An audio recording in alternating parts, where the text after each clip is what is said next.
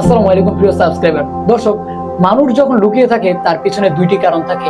এক, উনি হয়তোবা অপরাধ জগতে জড়িয়ে পড়েছে, যার জন্য গা ঢাকা দিয়ে অনেক দূর পালিয়ে আছেন। দুই, হয়তোবা উনি অনেক অমূল্য সম্পদ তৈরি করে ফেলেছে, যেগুলো মানুষের কাছ থেকে আড়ালে রাখার জন্য পালিয়ে থেকেছেন। দর্শক, এই জায়গায় দ্বিতীয় নম্বরটা কিন্তু আফরান নিশুর বেলায় কাজে লেগে গেছে। থলের বিড়াল উদ্ঘাটন। এর কাহিনী হলো, উনি অনেক অমূল্য সম্পদ তৈরি করে ফেলেছেন। এখন আপনারা বলবেন, উনি এতই বা কি অমূল্য সম্পদ তৈরি করে ফেললো? উনি কি শাকিব খানের চাইতেও অনেক বেশি বিজনেস করে ফেলেছে? শাকিব খানের চাইতেও অনেক বেশি টাকা জমিয়ে ফেলেছেন?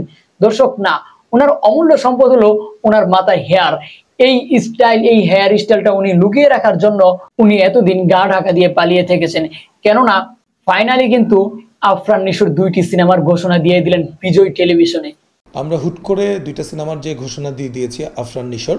দর্শক, আপনারা সত্যিই শুনছেন, আমি যা বলছি একদম ট্রু। আফরান নিশুর দুইটি সিনেমার ঘোষণা দিয়ে দিয়েছেন আমাদের শাহরিয়ার শাকিল, এবং দুইটি সিনেমা কিন্তু শাকিব খানের তুফান সিনেমার মতোই জয়েন্ট ভেঞ্চার জেবি প্রোডাকশন থেকে। এই জেবি প্রোডাকশন নামকরণ করা হয়েছে জেতে জয়েন্ট এবং বিতে ভেঞ্চার, অর্থাৎ এসবিএফ এবং আলফা আই চরকি মিলে এই কাজগুলো সম্পূর্ণ করবেন। আর এই কাজগুলো অব্যাহত থাকবে। এবার আফরান নিশুর বেলায়, আবার শাকিব খানের বেলায়, কিংবা আবার সামনে অন্য হিরোর বেলায় এই কাজগুলো অল টাইম অব্যাহত থাকবে। আমি কিন্তু পার্সোনালি এখানে শাকিব খান বা আফরান নিশুর ফ্যান হয়ে আসেনি, এখানে শুধুমাত্র সত্য কথাগুলো আপনাদের সাথে প্রেজেন্ট করার জন্য এসেছি এবং ভালো কিছু পরামর্শ করতে এসেছি। আপনারা যারা সোশ্যাল মিডিয়ায় অ্যাক্টিভ রয়েছেন, 2016 সালের কথা মনে করে দেখেন, কলকাতার এসকে মুভিজের সাথে বাংলাদেশের জাজ মাল্টিমিডিয়ার যে একটা সম্পর্ক তৈরি হয়েছিল, এর দ্বারা কিন্তু বাংলা চলচ্চিত্র অনেক এগিয়ে গিয়েছিল।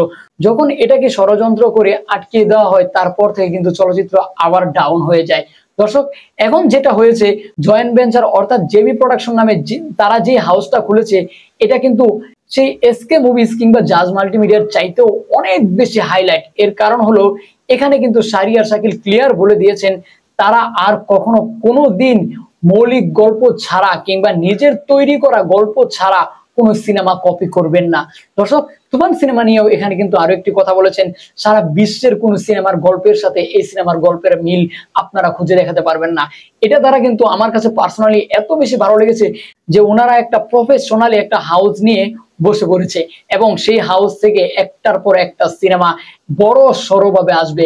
আপনারা আরো একটা জিনিস খেয়াল করলে দেখবেন, এসকে মুভিজ যতটা না পাওয়ারফুল, তার চাইতে বেশি কিন্তু অনেক বেশি এসবিএফ পাওয়ারফুল। কিন্তু এসবিএফ এর আগে শাকিব খানের সাথে তাদের কেমিস্ট্রিটা কাজে লাগাতে পারেনি। যাই হোক, এখন কিন্তু তারা ফাইনালি বুঝতে পেরেছে শাকিব খানকে কিভাবে প্রেজেন্ট করতে হবে, এবং তুফান নিয়ে সারা বাংলাদেশে যে উন্মাদনা চলছে, সেই তুফানের পর কিন্তু আরো আসতে চলছে এই জয়েন্ট ভেঞ্চার থেকে আফরান নিশুর দুইটি সিনেমা। দর্শক, একজন অডিয়েন্স হিসাবে আমার খুবই ভালো লেগেছে এবং কথাটা শুনতে আসলেই ভালো লাগছে। আপনারা যারা অডিয়েন্স হিসাবে আমার ভিডিওটা দেখবেন, তারা অবশ্যই সাপোর্ট করবেন।